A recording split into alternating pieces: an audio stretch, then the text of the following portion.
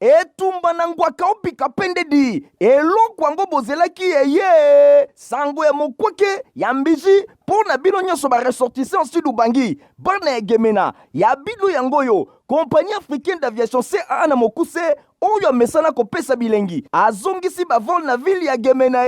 désormais bokobanda kozwa 2 fois par semaine veut dire lundi na jeudi bavol vers Kinshasa gemena Kinshasa kasi bavol yango mpe na avion bimpuka te kasi na Airbus A320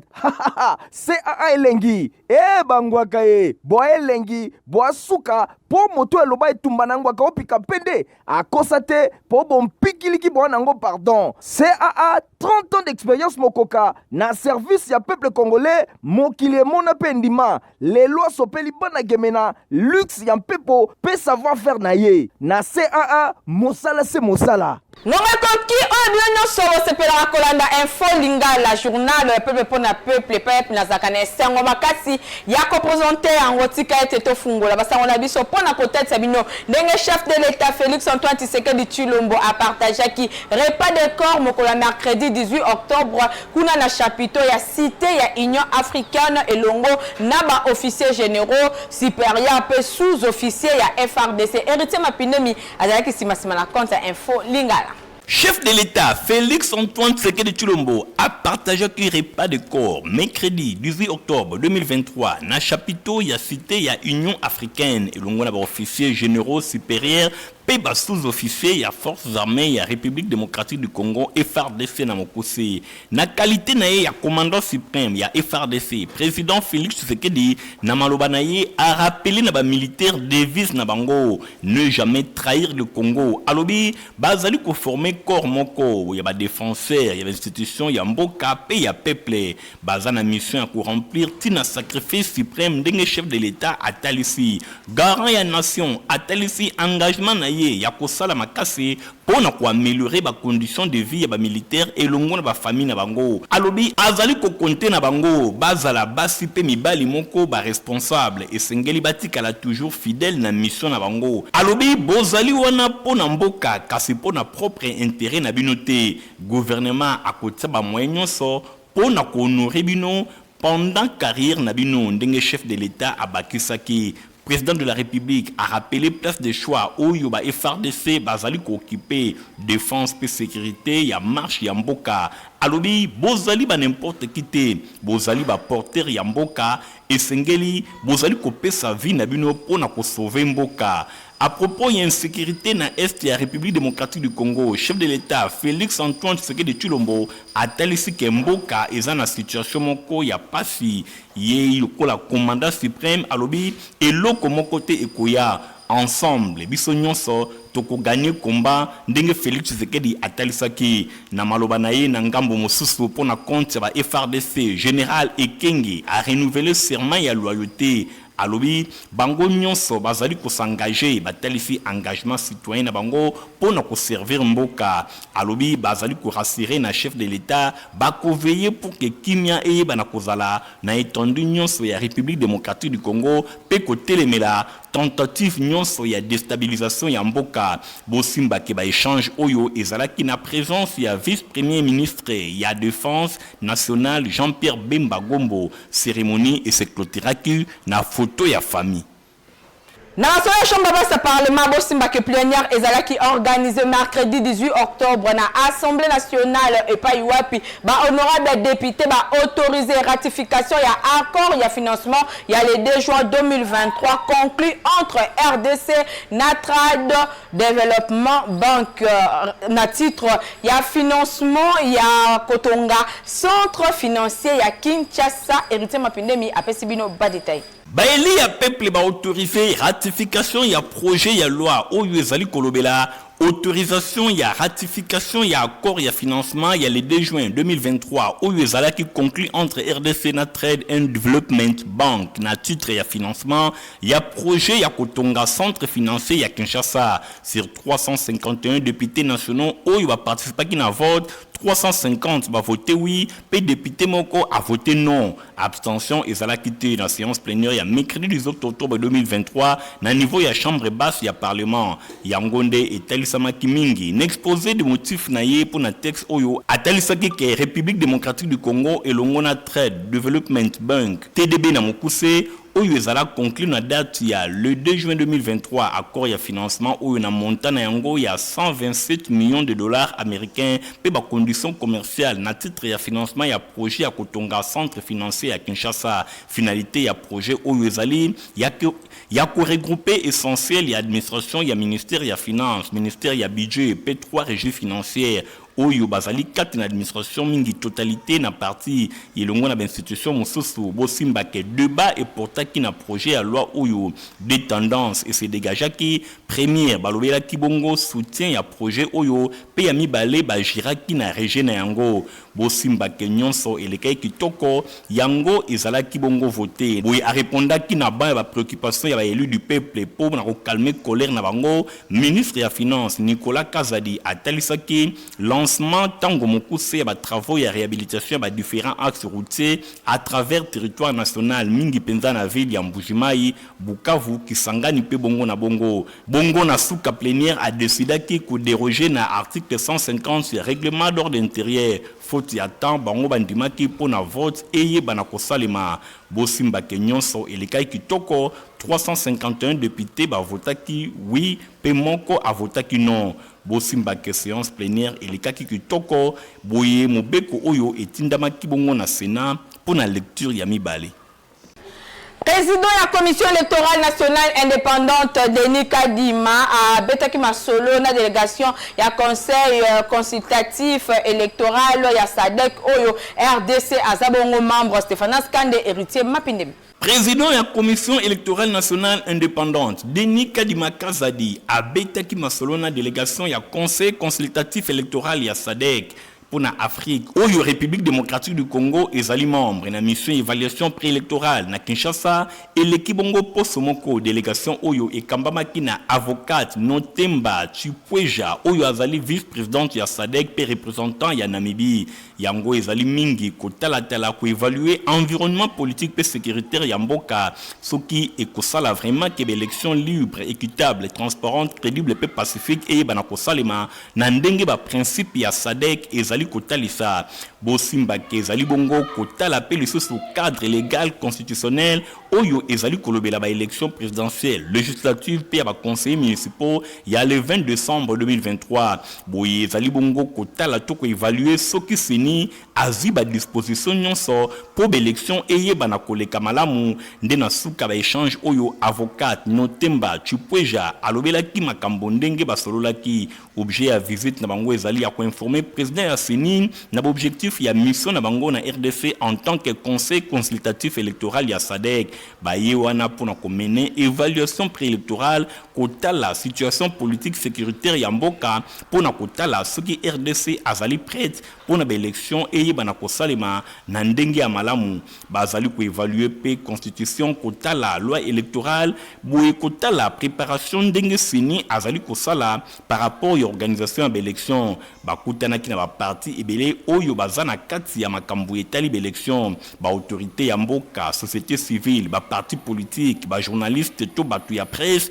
ba différents regroupements lokola oyo ya basi ya bilenge ndenge Notemba Chipweja vice-présidente ya SADC atalisaki avant kolobela satisfaction oyo mission atalisi na délégation na ye balobi bazali prête ya kozonga lisusu pona ba consultation électorale pona ko accompagner mission d'observation électorale oyo ezelami na décembre 2023 kasi Seni acteur clé na processus électoral na tina wana bango balobi ba yebongo pona kokutana président Seni pona ko évaluer état ya préparation ya ba scrutin bo émission oyo ba talisi satisfaction na bango pour la mission Oyo Bango ba mené. Dans un premier temps, Balobeli, langue Oyo, premier vice-président, alobi quelques jours, a répondu que na ba question ebele Oyo Bango ba tindaki ya kokoma. Bosimba Kenyonso et les Kaki Bongo Kitoko, ba échange na bango et longona président Aseni, ezalaki vraiment malamu. Mission Oyo, ezali ko assurer na continuité ya action Oyo ezali mené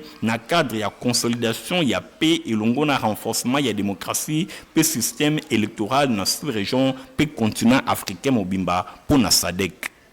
Depuis mercredi 18 octobre 2023, Nemwanda Nsemi, chef spirituel ya mouvement politico-religieux Bundu Diamayala, a Zongisaki Molimona et Paya Kolonzambe, député honoraire Nemwanda Nsemi, a Zalaki vraiment nani Bolanda Biokafinae. Akufaki le 18 octobre 2023, Navreno Naye Zakari Badiengila, communément appelé Nemwanda Nsemi, Oyo Elakisi, Nakikongo, l'esprit créateur. Azali, ancien député national, Ye Abotama, na 1946, na village Yansuku, Malombo, na secteur ya Mongoluala, na territoire ya Luozi, kuna na province ya Congo central. Ye Azali Mwana ya Papa Nsemi Thomas pe maman Paul Ngimbi bango nyonso bazali ba originaire ya Congo central. Nemwanda Nsemi azali 6e enfant parmi bana 7 na âge ya 12 ans ayebaki solo na koya na ville province ya Kinshasa epai wapi akomaki kotanga na Athénée ya Ngiringiri kuna azalaki kosala math physique na sima ya kozwa na ye examen d'état akendaki kotanga na université ya Luvanyum to université de Kinshasa na faculté ya science na département ya chimie na Busilisi na ye université akomaki professeur ya chimie physique pe ba mathématique na humanité scientifique. Bosengeli koyebaki Nemwanda Nsemi na 1986 afondaki lisanga Bundu dia Congo oyo bakomaki kobenga ye Nemwanda Nsemi. Lisanga oyo ezali organisation moko mystique pe bapakiselaki ye kombo ya longi ya Congo oyo elingi koloba grand maître de la sagesse Congo epai wapi apronaki revalorisation ya culture Congo en général. Tour à tour akomaki chef ya laboratoire ya chimie na office de route, agent na institut ya médecine tropicale pe akomaki chef de section bactériologique na hôpital ya Mama Yemo oyo lilo ebengami hôpital général de référence de Kinshasa. Na 2006 azalaki élu député national na compte ya Luozi epai wapi asalaka kaka campagne ya 2 jours. Na 2011 ayaki kozala réélu député national Kasinaville province ya Kinshasa na circonscription ya Funa. Zakari Badiengila dit Nemwanda Nsemi azali père de 10 enfants. Ye azali licencié na chimie, azali auteur ya plus de 113 livres na français, pe 120 na Kikongo et pa babengi yango Makongo. Livre moko sacré ya religion Bukongo oyo eza près de 1000 pages. Ye a publié plus de 3300 bulletins oyo babengaka yango Congo Diampa. Toujours en rapport na liwa ya Nemwanda Nsemi, rédaction ya Info Lingala toza en ligne na oyo azalaki pe moko ya ba collaborateur na ye ezali bon honorable Papi Montezolo. Allo honorable Papi Montezolo, moi liloba moke par rapport ya liwa ya Nemwanda Nsemi oyo azalaki moko ya ba leader Nekongo. Omoni azalaki bibliothèque, il est difficile n'a pas se souvenir, mais ce que je peux dire que parmi les principes nae alobaki na biso mwana mobali alelaka te et que il faut otelemela intérêt na yo ata moto wana leki ona makasi soki eza intérêt na yo faut pika koyika mpiko po otelemela ngo. Non, d'abord biso na ye on s'est réconcilié depuis 2019 avant ba élection ya ba gouverneur tozalaki na ye et par preuve tangu kaka kati motema babengi nanu ngai et babengi ngai nazalaki parmi bato décidé place fo akende bakende bomba nzoto na ye, c'est pour dire que ils ont reconnu que j'avais tout ce qu'ils avaient dit na mikolo eleki ezali kuta. Donc biso nde touti komona namoni nzoto na ye liboso tomema ye na morgue, biso touti koteka ye na morgue, pe biso pe tokosala programme ya place akokundama mpe mokolo akokundama. Non, tozoloba kaka ke mpona Congo mobimba pe mpona bakongo, mais nakoloba mpona balindo nyonso toyei koperdre vraiment bibliothèque oyo azalaki très très important mpona biso, et tokosambela kaka na nzambe aya koréincarne bato mosusu pour que tozala so na un combat comme lui, parce que ezalaki important mpona mboka na biso. Sika molimo na epe malakimi ato poursuivre sango la biso pour ngotal sabino ndenge maître Magloire Kasongo, secrétaire général ya autre vision du Congo akenda kibongo ko sambela mikolo eleki na église Gosnak Fellowship kuna na commune ya Bumbu héritier mapindemi Igon Tingi bazaki sima na compte info lingala. Maître Magloire Kasongo, secrétaire général ya parti politique autre vision du Congo a sangisaki week-end eleki ba mama ya commune ya Kasavubu ezalaki occasion ya ko clôturer mois de la femme elongo na bango ndenge kaka balobaka mieux vaut tard que jamais ba mama bayaki etuluku ndenge bino moko bozali komona. Maître Magloire Kasongo oyo azali bongo secrétaire général ya AVC parti cher ya autorité morale Maître Didé Boulimbu abetaki masolo elongo na ba mama idéologie ya parti a sengaki na bango ba soutenir vision ya chef de l'État Félix Antoine Tshisekedi Tshilombo pour na kopesa ye deuxième mandat na élection ezali koya pe ba soutenir AVC pour abimisa ba député ebele pe ba candidat nyonso ya AVC ba ko se prononcer ba ye bana kozwa mandat ya peuple balobelaki makambo etali élection AVC azali ya kotelema na ndenge ya kosakana te ba mama nyonso ya Kasavubu balobi bango nyonso na sima ya chef de l'État kaka na même occasion Maître Magloire Kasongo apesaki bango ba cadeau ya maputa pour na ko permettre bango ba sepela ndenge bango moko balobi. La mona osa makambo pour les malam. Il y a un autre conseil ba maman tout à reconnaissante envers eux vraiment. Pour appeler sur le bassin, appeler sur le fonds en commerce, tout bien la commerce, ba maman papa bandi mapa, ou ba teka nguba bandi, ba biso de ça puis makambo tout bandi ma fond wana. Donc nous avons pas de pambola. Alors nous avons linga bato za reconnaissante. To sepe na mbale bozo na Christ roi, to zo muto aboy vraiment. Et on to zo tchema boko vraiment. Aleka, a pambola ma pesa, to na sima na yesu maman. Bo simba ke Maître Magloire Kasongo akani ko créer ba emploi na ndenge ya kosakana te pour na ba mama ya commune ya Kasavubu azali kozela résultat ya makambo ezali koya ba mama nyonso ya Kasavubu ba kokoma autonome ndenge alobi. AVC ezali très engagé derrière les chefs de l'État. Tozo ko bunda mingi po ete mokonzi mboka ayebana kozala réeli. Pe parti na biso AVC o ezali ko kamama mboka Maître Didé Boudimbu ezala na ba député belé na élection o ezali koya. Tozali ko sala musala o ezali ko permettre que parti na biso ezala redynamiser sur le plan national et na kati ya Kinshasa lokola tozali ko vanda wana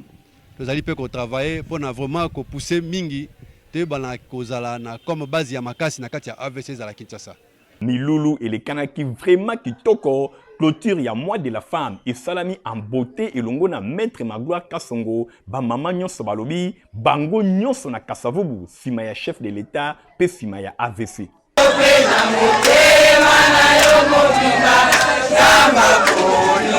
Président ya ONG OMS Nana pe cadre na Cédar Joseph Kinkela a sangisaki ba maman ya babase na ye ya Kisenso masolo elekaki na quartier Mutoto kuna na commune ya Matete Christian Kengebeni héritier Mapindemi.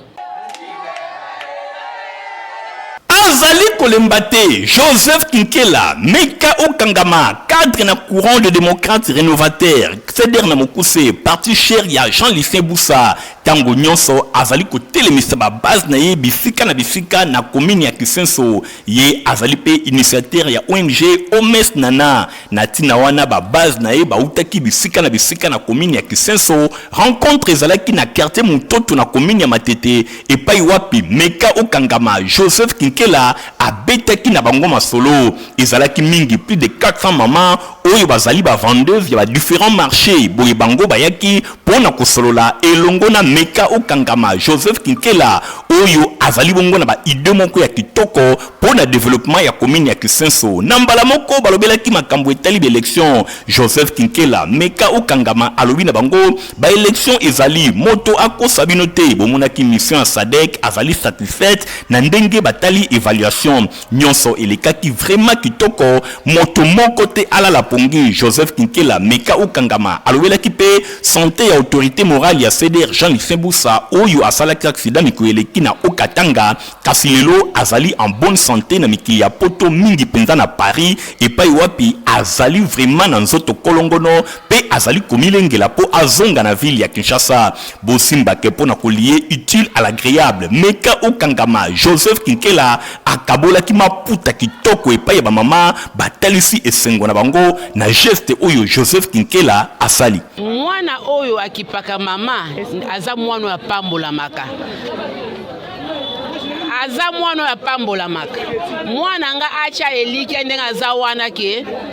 asaleki lokola tozwi boy biso nyonso totia makanisi epai na ye nzambe asala abimba po akobosa na biso te en tout cas akende liboso bokakoswa baba onde mangami te maolata biso mama bokakoswa bosimba ke Joseph Kinkela Meka Okangama azali candidat na députation provinciale pour na commune ya Kisenso yende aye vraiment na ba idée ya développement pour na kolongola commune oyo na enclavement Pona développeri yambula oyo bobo esawelisa na extension nyonso tu ya Siba Eric oyo ezwami bongo la ville province ya Kinshasa ndenge Nathalie Kaila Kapenda atalisi nini yango lisusu boye kondeko ozalaka boye menini boye okwisa ngai malembe teko ya Kinshasa ofandi na 24 communes pe na baprovince to pe na Brazzaville yeba yango ke masolo ya développeri édition 2025 esi epandi du 4 octobre au 7 novembre 2023 yo mazuwa esi efongwami yaka kotonte chance na yo ozwa occasion ya komona États-Unis d'Amérique mboka ya oncle Sam grâce ya Nzambe Koko Yaya pe mokonzi na masolo ya développeri na Afrique centrale mobiba yeyo ADG Eric Mwamba patron ya bagence de voyage Eric Travel oyo ekanga masolo na Kinshasa ya kosambesa te na $5 ya poma par personne papa maman mema famille na yo mobimba mpona kotonte chance yo mpe bamenga yo kanyon awa condition eza te awa na bagence de voyage Eric Travel bazali baspécialiste na développeri na Congo mobimba grâce ya qualité pe traitement ya photo matériel ya kitoko pe bagent expérimenté bazali baprofessionnel okanisi esili lufunuti na bagence Eric Travel prise en charge un peu famille d'accueil ezali 100% assuré et chaque année plus de 1500 gagnants babimaka awa tala ba preuve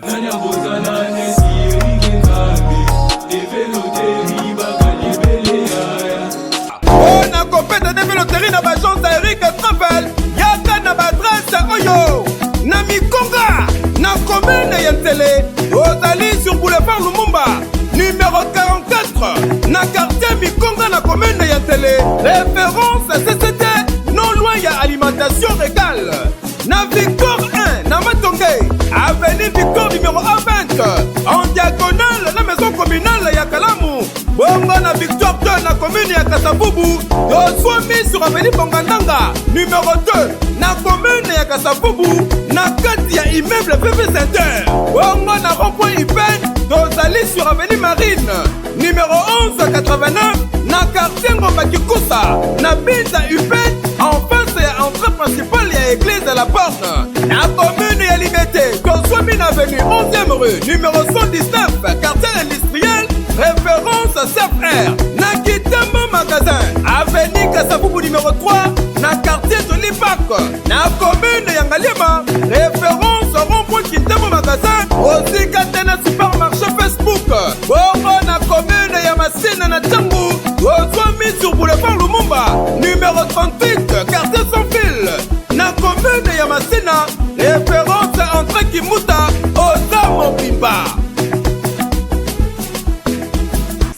azongisi bavol na ye na destination ya Kinshasa Gemena Kinshasa oyo eza kosalema à travers Airbus A320. Michael Bristoto. Bana Sidu Bangi Mokulungande Domo Tokos CAA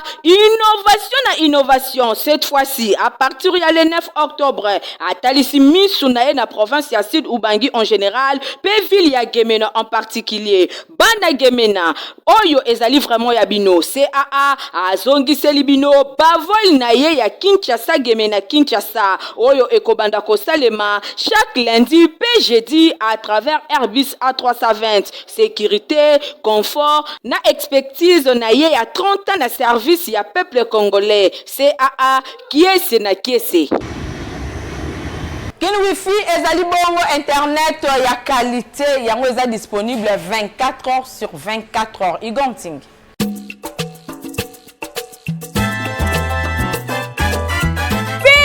Fini makambo ya kokende kosomba mega na coin po eza perte ya pamba boyo kelanga eloko oyo Kin Wi-Fi eye pona ko résoudre ba problème na bino nyonso na oyo etali internet ba memeli bino internet ya haut débit fixe par satellite partout na République démocratique du Congo ata na fin fond kuna même na bozoko toujours na vitesse ya nyama tina 50 mégabytes par seconde bakisa likolo nango bonus data la nuit ya 150 p 300 giga de 22h à 6h bobo solo la kitoko bo travailler ne lengi pe o télécharger biloko nyonso oyo za nango posa na ba entreprise bar restaurant hôtel église même na wenze bo partager connexion ata quartier mobimba po Kin Wi-Fi internet assuré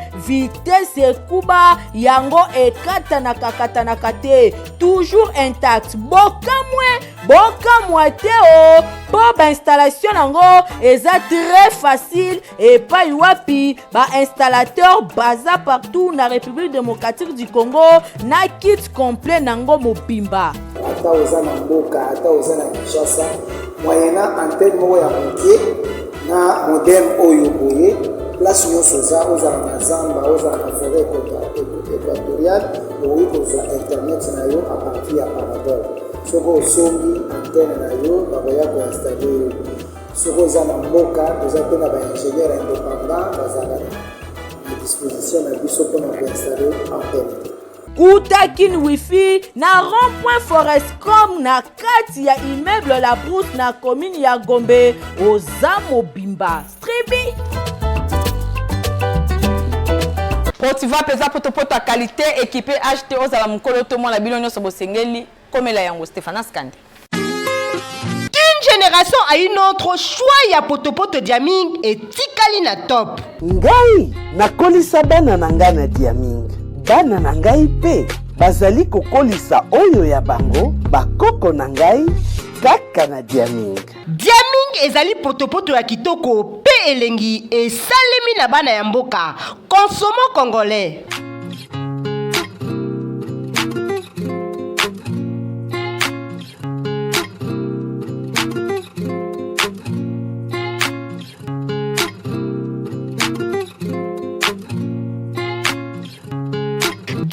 Ezali repas complet, protéines, vitamines, pe énergie. Eza possible que bana na bino ba kola na intelligence pe bo kolongono na nzoto. Lokola libota ya ngalfa oyo bazali kolia diaming. To fidéliser mabota